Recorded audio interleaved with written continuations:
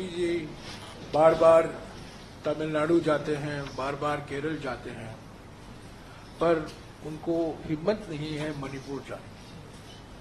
आज भी गृह मंत्री गए हैं मणिपुर, पर प्रधानमंत्री 1 साल हो गए, प्रधानमंत्री मणिपुर पर उन्होंने अपनी चुप्पी नहीं तोड़ी है।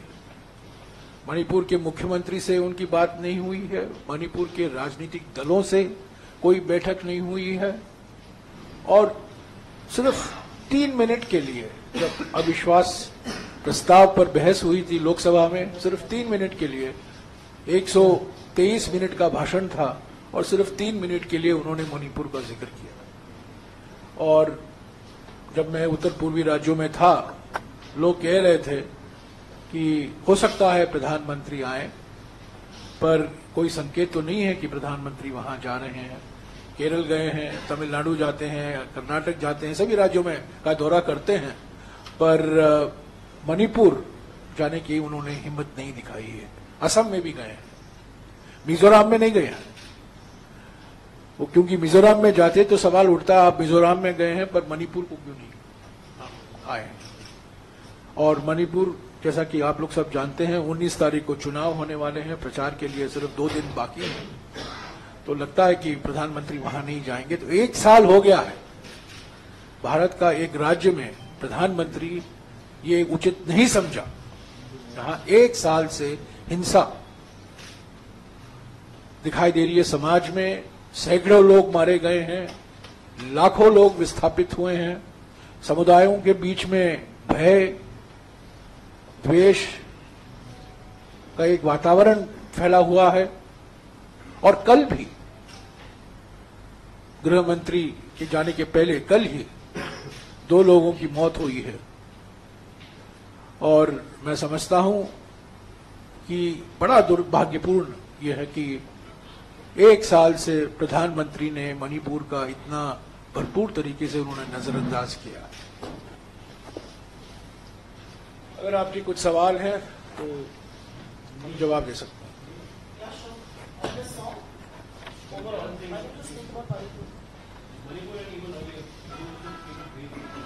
Well, I've just come back after a very extensive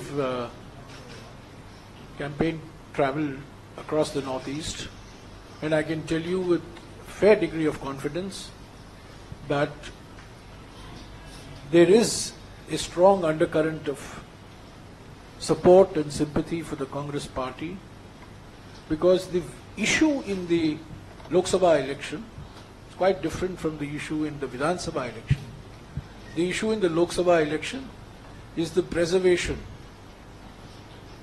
of the special provisions for the Northeast in our constitution, 371A for Nagaland, 371B for Assam, 371C for Manipur, 371F for Sikkim, 371G for Mizoram, and 371H for Arunachal Pradesh. There is fear that a government that can bulldoze the abolition of Article 370 can very well bulldoze the abolition of Article 371 and its special provisions.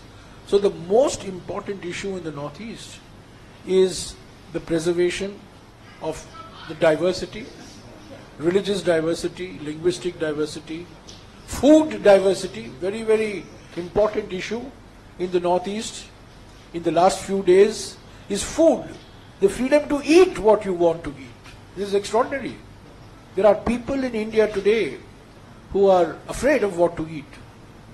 So the freedom to eat, the freedom to dress, the freedom to profess one's faith, basic freedoms are at stake, and that is the real issue in the Northeast. And I think I came back, I've had a long association with the Northeast. Of course, we lost the Vidhan Sabha elections.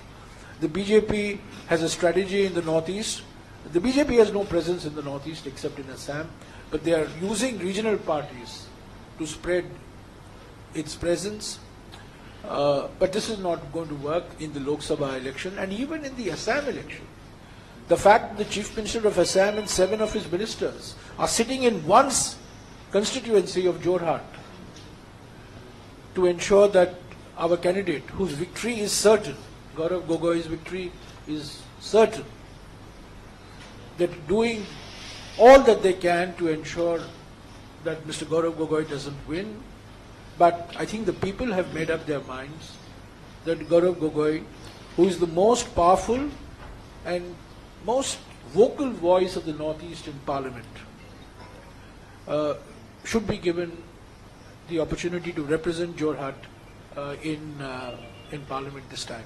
So in the Northeast, there is a strong undercurrent of support because of the fear that the diversity of the Northeast is going to be destroyed and the BJP will impose uniformity.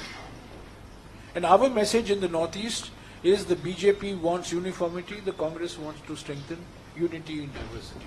That's the simple one-line message that I sought to convey in the Northeast. In addition, we have launched our campaign.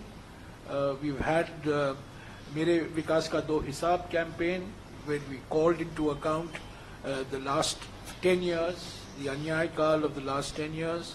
Then we moved on to Haath Badlega Halat campaign, which is right now going on in the print, electronic and digital media, which is based on our 5 Nyayas, Nari Nyay, Yuva Nyay, Shramik Nyay, Kisan Nyay and Hissedari Nyay.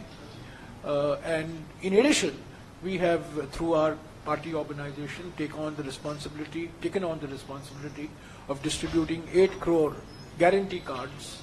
And I'm glad to say that as of yesterday, over 80% of these cards for the seats in which elections are going to be held on the 19th, for example, Jorhat, have already been distributed. So our campaign is in full swing. Our Nyay Patra has rattled the BJP. It forced the Prime Minister to use language unbecoming of a Prime Minister, and use our Nyay Patra as an opportunity of injecting even more communal atmosphere into the campaign. The BJP's Modi Festo, 76 pages, 53 photographs, and 69 references to one individual, is silent on unemployment, silent on inflation, silent on issues of farmers, silent on issues of workers, makes no commitments whatsoever except to say from time to time. So, I mean, it has fallen flat. And I think, as of now, the momentum is with the Congress and the India group. We are fighting unitedly.